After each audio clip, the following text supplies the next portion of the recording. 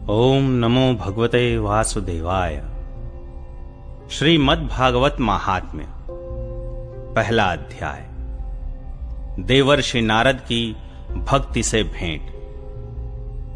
सच्चिदानंद स्वरूप भगवान श्री कृष्ण को हम नमस्कार करते हैं, जो जगत की उत्पत्ति, स्थिति और विनाश के हेतु तथा आध्यात्मिक, आधिदैविक और आधि भौतिक तीनों प्रकार के तापों का नाश करने वाले हैं। जिस समय श्री शुकदेव जी का यज्ञोपवीत संस्कार भी नहीं हुआ था तथा लौकिक वैदिक कर्मों के अनुष्ठान का अवसर भी नहीं आया था, तभी उन्हें अकेले ही संन्यास लेने के लिए घर से जाते देखकर उनके पिता व्यास जी विरह से कातर होकर पुकारने लगे, बेटा बेटा तुम कहां जा रहे हो?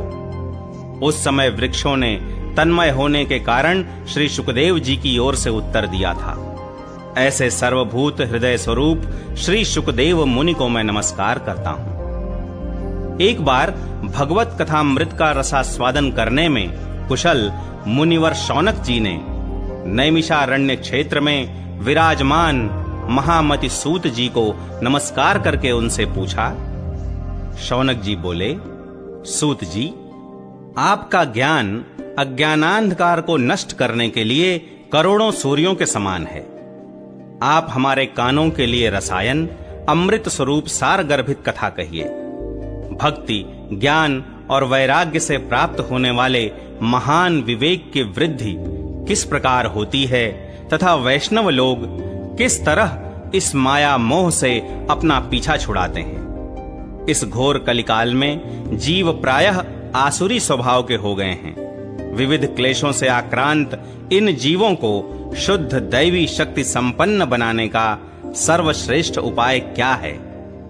सूत जी, आप हमें कोई ऐसा शाश्वत साधन बताइए जो सबसे अधिक कल्याणकारी तथा पवित्र करने वालों में भी पवित्र हो तथा जो भगवान श्री कृष्ण की प्राप्ति करा दे।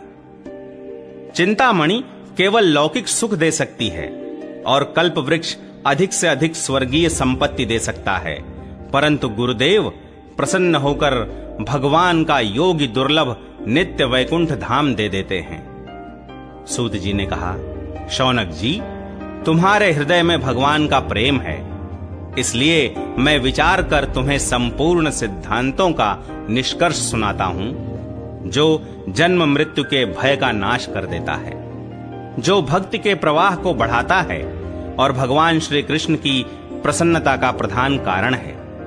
मैं तुम्हें वह साधन बतलाता हूं, उसे सावधान होकर सुनो। श्री शुकदेव जी ने कलयुग में जीवों के काल रूपी सर्प के मुख का ग्रास होने के त्रास का आत्यंतिक नाश करने के लिए श्रीमद्भागवत शास्त्र का प्रवचन किया है। मन की शुद्धि के लिए इससे बढ़कर कोई साधन नहीं है। जब मनुष्य के जन्म जन्मांतर का पुण्य उदय होता है, तभी उसे इस भागवत शास्त्र की प्राप्ति होती है। जब शुकदेव जी राजा परीक्षित को यह कथा सुनाने के लिए सभा में विराजमान हुए, तब देवता लोग उनके पास अमृत का कलश लेकर आए। देवता अपना काम बनाने में बड़े कुशल होते हैं, अतः यहां भी सबने शुकदेव मुनि को नमस्कार करके कहा, आप यह अमृत लेकर बदले में हमें कथामृत का दान दीजिए। इस प्रकार परस्पर विनिमय हो जाने पर राजा परीक्षित अमृत का पान करें और हम सब श्रीमद्भागवत रूप अमृत का पान करेंगे। इस संसार में कहां कांच और कहां महामूल्य मणि तथा कहां सुधा और कहां कथा। श्री शुकदेव जी ने उस समय देवताओं की हंसी उड़ा दी। उन्हें भक्ति शून्य कथा का अनधिकारी जानकर कथामृत का दान नहीं किया। इस प्रकार यह श्रीमद्भागवत की कथा देवताओं को भी दुर्लभ है। पूर्व काल में श्रीमद्भागवत के श्रवण से ही राजा परीक्षित की मुक्ति देखकर ब्रह्मा जी को भी बड़ा आश्चर्य हुआ था। उन्होंने सत्यलोक में तराजू बांधकर सब साधनों को तौला। अन्य सभी साधन तौल में हल्के पड़ गए। अपने महत्व के कारण भागवत ही सबसे भारी रहा। यह देखकर सभी ऋषियों को बड़ा विस्मय हुआ। उन्होंने कलयुग में इस भगवत रूप भागवत शास्त्र को ही पढ़ने सुनने से तत्काल मोक्ष देने वाला निश्चय किया। सप्ताह विधि से श्रवण करने पर यह निश्चय ही भक्ति प्रदान करता है। पूर्व काल में इसे दयापरायण सनकादि ने देवर्षि नारद को सुनाया था। यद्यपि देवर्षि ने पहले ब्रह्मा जी के मुख से इसे श्रवण कर लिया था, तथापि सप्ताह श्रवण की विधि तो उन्हें सनकादि ने ही बताई थी। शौनक जी ने पूछा, सांसारिक प्रपंच से मुक्त एवं विचरणशील नारद जी का सनकादि के साथ संयोग कहां हुआ और विधि विधान के श्रवण में उनकी प्रीति कैसे हुई? सूत जी ने कहा, अब मैं तुम्हें वह भक्ति पूर्ण कथानक सुनाता हूं जो श्री सुखदेव जी ने मुझे अपना अनन्य शिष्य जानकर एकांत में सुनाया था। एक दिन विशालापुरी में वे चारों निर्मल ऋषि सत्संग के लिए आए। वहां उन्होंने नारद जी को देखा। सनकादि ने पूछा, ब्रह्मन, आपका मुख उदास क्यों हो रहा है? आप चिंतातुर कैसे हैं? इतनी जल्दी जल्दी आप कहां जा रहे हैं और आपका आगमन कहां से हो रहा है? इस समय तो आप उस पुरुष के समान व्याकुल जान पड़ते हैं जिसका सारा धन लुट गया हो। आप जैसे आसक्ति रहित पुरुषों के लिए यह उचित नहीं है। इसका कारण बताइए।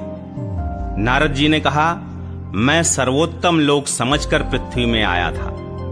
यहां पुष्कर, प्रयाग, काशी, गोदावरी, हरिद्वार, कुरुक्षेत्र, श्रीरंग और सेतुबंध आदि कई तीर्थों में मैं इधर उधर विचरता रहा, किंतु मुझे कहीं भी मन को संतोष देने वाली शांति नहीं मिली। इस समय अधर्म के सहायक कलयुग ने सारी पृथ्वी को पीड़ित कर रखा है। अब यहां सत्य, तप, शौच, दया, दान आदि कुछ भी नहीं है। बेचारे जीव केवल अपना पेट पालने में लगे हुए हैं। वे असत्यभाषी, आलसी, मंदबुद्धि, भाग्यहीन, उपद्रवग्रस्त हो गए हैं। जो साधु संत कहे जाते हैं वे पूरे पाखंडी हो गए हैं। देखने में तो वे विरक्त हैं, किंतु स्त्री धन आदि सभी का परिग्रह करते हैं। घरों में स्त्रियों का राज्य है। साले सलाहकार बने हुए हैं। लोभ से लोग कन्या विक्रय करते हैं और स्त्री पुरुषों में कलह मचा रहता है। महात्माओं के आश्रम, तीर्थ और नदियों पर यवनों का अधिकार हो गया है। उन दुष्टों ने बहुत से देवालय भी नष्ट कर दिए हैं। इस समय यहां न कोई योगी है, न सिद्ध है, न ज्ञानी है और न सत्कर्म करने वाला ही है। सारे साधन इस समय कलिरूप दावानल से जलकर भस्म हो गए हैं। इस कलयुग में सभी देशवासी बाजारों में अन्न बेचने लगे हैं। ब्राह्मण लोग पैसा लेकर वेद पढ़ाते हैं और स्त्रियां वेश्यावृत्ति से निर्वाह करने लगी हैं।